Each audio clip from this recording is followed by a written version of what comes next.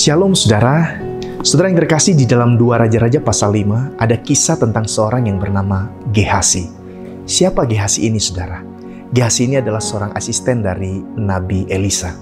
Saudara, kisah tentang Gehasi di dalam bagian ini bermula dari mujizat kesembuhan yang dilakukan Elisa terhadap Naaman. Saudara, sebagai ucapan terima kasih, Naaman kemudian ingin memberikan sejumlah persembahan, sejumlah hadiah kepada Elisa.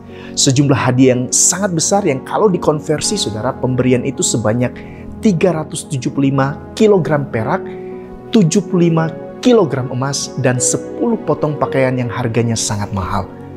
Namun saudara, ternyata Elisa menolak pemberian Naaman itu. Kenapa?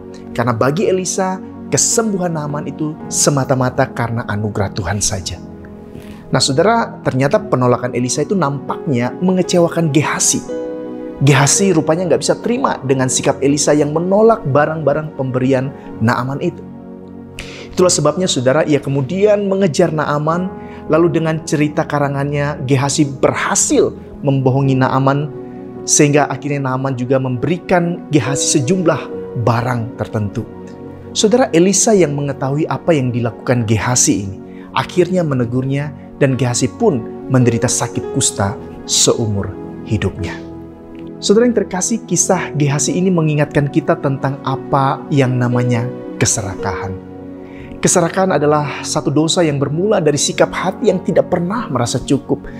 Satu sikap hati yang tidak pernah puas dengan apa yang dimilikinya. Keserakahan inilah yang juga pada akhirnya membuat seseorang itu hidup begitu mementingkan dirinya sendiri, sehingga ia tidak peduli dengan kebutuhan orang lain.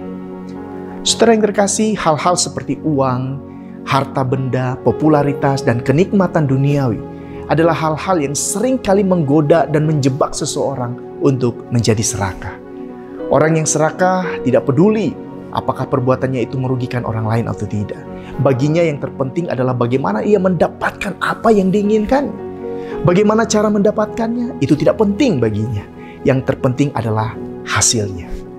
Namun saudara, apa yang terjadi dengan hidup Gehasi menjadi satu pelajaran yang berharga bagi setiap kita, yaitu bahwa keserakahan pada akhirnya justru akan membuat hidup setiap kita semakin susah dan semakin menderita.